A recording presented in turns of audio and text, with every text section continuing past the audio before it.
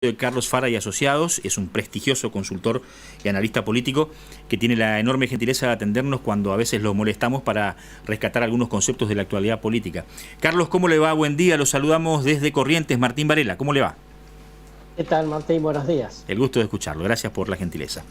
Carlos, a ver, le tiro dos frases que recién en el bloque anterior yo mencionaba como bastante importantes en el día de hoy y que para mí nos podrían dar una plataforma de partida para discutir la actualidad política.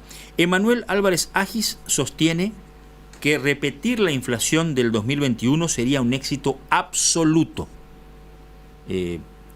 Sabemos que Álvarez Agis es un hombre que en su momento estuvo muy cerca de Alberto Fernández asesorándolo y me hizo mucho ruido esta frase. Y la otra, la del ministro de Desarrollo Social, Juan Zabaleta, diciendo: basta de apretar a los argentinos con los piquetes, no queremos seguir con esta dinámica.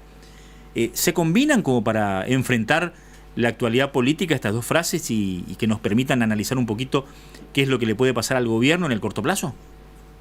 Sí, totalmente. Bueno, la primera tiene que ver claramente con que la expectativa inflacionaria, según el consenso de los economistas, va a estar bastante por encima de los 50 puntos que tuvimos el año pasado, ¿no? Sí. Ya con la mínima proyección de lo que estamos viviendo en el primer trimestre, se acercaría más a 60, algunos dicen inclusive más, que 60 es el piso. Es claramente, digamos, una muy mala noticia para el gobierno, que hoy es su principal talón de Aquiles desde el punto de vista de su relación con la sociedad y también, digamos, con su propia base electoral, con lo cual lo que dice Álvarez Agis es correcto, ¿no? Si volver a repetir la inflación de 2021 sería, a esta altura del partido, medio milagroso, ¿no?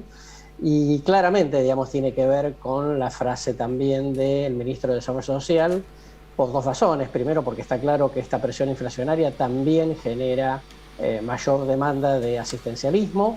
El gobierno ha dicho que no quiere multiplicar los planes, lo cual, digamos, en esta situación económica, con estos niveles de pobreza, va a ser complicado. Y, por supuesto, digamos, porque como el gobierno nacional, con el acuerdo con el fondo, tiene que hacer una serie de ajustes, entre ellos, claramente, poder ajustar, digamos, las cuentas, y en esas cosas, en esas cuestiones, digamos, seguramente algún ajuste en el tema social debería haber, con una guiño, vamos a decir así, un público moderado, independiente, que ya por ahora se le escapó al oficialismo, que está claramente, digamos, fastidiado por el tema de piquetes, ¿no? Carlos, buen día, lo saluda Diego Romero, y en este marco, sin duda, que la política debe ser la plataforma para todo tipo de decisiones. ¿Hay margen para un alineamiento político dentro del oficialismo y un respaldo desde la oposición para conseguir las normas que se precisan para avanzar con este punto? Digo, la generación de empleo, bajar la inflación primero y avanzar, digo, con esto de los planes, transformarlos en planes de empleo, como lo escuché decir hoy a Zabaleta, y no tanto el asistencialismo. Bueno, a ver, yo veo complicada la cuestión, muy complicada la cuestión política, ¿no? Porque hay un primer, digamos, enfrentamiento casi cada vez más fuerte entre el presidente y la vicepresidenta, y por supuesto, digamos, la oposición le prestó una mano al oficialismo con el acuerdo con el fondo, pero, digamos, no creo que vaya más allá de esto, ¿no? De comprometerse con cosas en las cuales el propio gobierno tiene problemas para encolumnar a su propia tropa, ¿no? Entonces, yo realmente lo veo difícil. Me parece que la oposición, digamos, va a quedar un poco como espectadora, a ver, digamos, cómo avanza el gobierno, salvo en algunas cosas que requieran, digamos, o que tengan mucha necesidad, quizá aprobación de presupuesto de este año, o situaciones en las cuales haya alto nivel de consenso. De todas maneras, lo cierto, digamos, es que cambiar o modificar, digamos, los planes sociales con un enfoque más de inserción productiva es algo que el gobierno nacional podría hacer sin tener que recurrir necesariamente, digamos, al Congreso, ¿no? Con lo cual, digamos, un poco la pelota claramente está de su lado. Doctor, hay sucesos y personas que muchas veces influyen en un escenario político. Javier Milei, ¿cómo está influyendo en oficialismo y en oposición según su óptica, tomando en cuenta que la mayoría de las encuestas están demostrando un crecimiento sostenido del libertario? Sí, claramente, digamos, después de la elección que hizo en Capital Federal el año pasado, se convirtió en un boom nacional alimentado por cosas como el sorteo de su sueldo, ¿no? Digamos, Sí. Todas en línea con su prédica contra la casta política. O sea que está, vamos a decir así, como manteniendo las expectativas y se está instalando claramente, sobre todo, en los sectores más jóvenes, ¿no?, de la sociedad. Ahora, si Milei crece manteniendo el perfil de voto que obtuvo en la Ciudad de Buenos Aires el año pasado, claramente es un dolor de cabeza para las dos coaliciones, no solamente para la oposición, que se supone que debería o podría sacarle votos por derecha, sino que en realidad también es un dolor de cabeza para el oficialismo, porque ha filtrado, digamos, la base electoral del Frente de Todos en el sector más joven. Simplemente un dato ilustrativo: el año pasado Milei logró en la Capital Federal un porcentaje de voto bastante homogéneo en toda la ciudad, Sí. no solamente en los sectores medios y altos, y además la mejor elección la hizo en la Comuna 8, que es Mataderos Villa Lugano, que es la única comuna donde curiosamente ganó el Frente de Todos, con lo cual ahí estamos viendo que el problema de filtración de votos es para las dos coaliciones, no solamente para Juntos por el Cambio. Fara, ¿Milei se plantea como un fenómeno de tercer espacio o como alguien que está disputando el espacio opositor?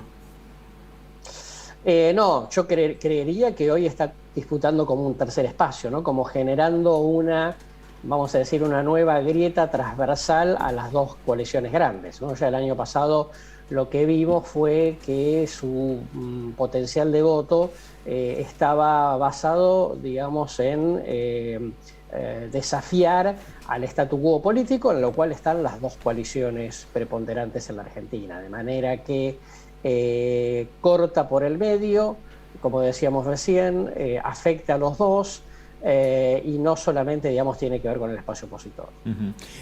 Doctor, la última, ¿hay posibilidades de una reconciliación, según su óptica, en el corto plazo entre el presidente y la vicepresidenta?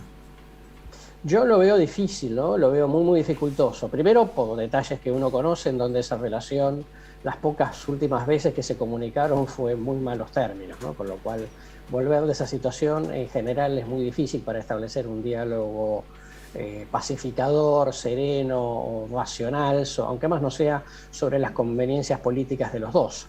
De manera que yo, digamos, en la medida en la cual deberíamos tomar como indicador importante la declaración que hizo el ministro Laroque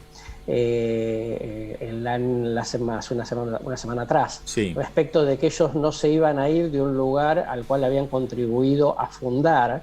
Lo que significa esto es que Cristina y el cristinismo están dispuestos a tratar de ejercer su poder de veto sobre toda decisión que el presidente tome y con la que no estén de acuerdo, y que esto, digamos, va a implicar una confrontación permanente, aun cuando eso, digamos, pudiese perjudicar a las dos partes. Ahora, esa teoría de permanecer en el poder a pesar de las diferencias, ¿puede ser buena para mantenerse en la gestión, pero es buena electoralmente? No, yo creo que todo esto, digamos, claramente le perjudica mucho a todos los integrantes del Frente de Todos, no solamente a Alberto o no solamente a Cristina. Una coalición que para la opinión pública, digamos, suene más a bolsa de gatos, claramente, digamos, con este nivel de crisis económica que tiene que atravesar la Argentina en los próximos años, es muy difícil que tenga, digamos, potencialidad electoral. Por eso, digamos, a medida que va pasando el tiempo, se va afirmando, digamos, una mayor probabilidad de un triunfo opositor que de una permanencia en el poder del Frente de Todos. Le agradezco mucho la gentileza, doctor, y lo felicito por el editorial de Malvinas y el desastre final de la dictadura. La verdad que una retrospección muy precisa de cómo en esa época la megalomanía de Galtieri no solamente le dio el golpe final a la dictadura, sino que también nos hace obligadamente, reconocer a los excombatientes y a la gente que fue empujada a un conflicto con tantas asimetrías, como también un aporte muy valioso para recuperar la democracia. Bueno, muchísimas gracias. Le mando un abrazo. Buen día y buena semana. Doctor Carlos Fara es el propietario de Carlos Fara y Asociados, es un prestigioso analista político, ha sido partícipe de 160 campañas electorales, estaba leyendo el currículum, es impresionante cómo ha acumulado experiencia en los últimos 36 años y nos dejaba sus conceptos. Puede ser bueno esto de, permanecer en la gestión porque hemos creado el Frente de Todos.